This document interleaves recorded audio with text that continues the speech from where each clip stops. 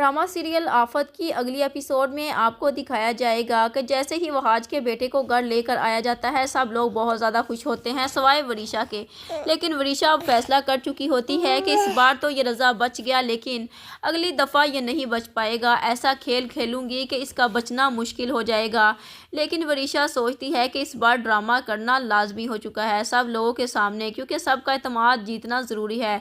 लेकिन उसे यह नहीं पता होता कि डॉक्टर्स तो बता चुके हैं कि इस बच्चे को जहर दिया गया है। अब वरीशा फिर से सब घर वालों के सामने ड्रामा करना शुरू कर देती है कि शुक्र है रज़ा तुम ठीक हो गई, अगर तुम्हें कुछ हो जाता तो मैं तो जीते जी मर जाती, एक तुम ही तो हो जिसकी वजह से मैं ज़िंदा हूँ।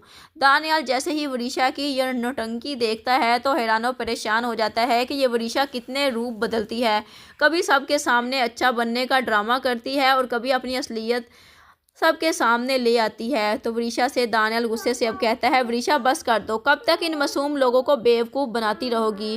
वरीशा कहती है कि मतलब तुम यहाँ पर क्या कर रहे हो, तुम अपना मुंह बंद रखो तो बेहतर है, बल्कि ऐसा करो यहाँ से दफ़ा हो जाओ।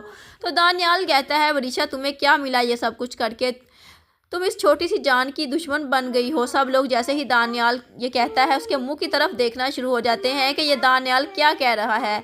तो मुख्तार मियाँ कहते हैं कि दानियाल तुम वरीशा के बारे में क्या कह रहे हो और किस तरह से बात कर रहे हो इससे। तो दानियाल कहता है, मैं ठीक कह रहा हूँ, रज़ा को जहर देने वाला कोई और नहीं बल्कि ये आपकी भतीजी वरीशा है। मुख्तार मियाँ को तो यकीन ही नहीं आता कि अब दानियाल सारा प्रूफ दिखा देगा मुख्तार मियाँ को और वहाज को। अब वरीशा जब देखेगी कि उसकी असलियत सबके सामने आ चुकी है तो फिर से सब घर वालों के सामने ड्रामा करना शुरू कर देगी, माफ़िया मांगना शुरू हो जाएगी। लेकिन इस बार वहाज और शिफा बोल ही पड़ेंगे और शिफा कहेगी, पहले तुमने मेरी जान लेने की कोशिश की और अब तुम मेरे छोटे से बच्चे के पीछे पड़ चुकी, अब तुम्हें हरगिज़ माफ़ नहीं किया जाएगा। हमने तुम्हारे साथ ऐसा क्या किया था जो तुम हमारी दुश्मन बन गई हो, हमने तो हमेशा तुम्हारा भला ही सोचा है।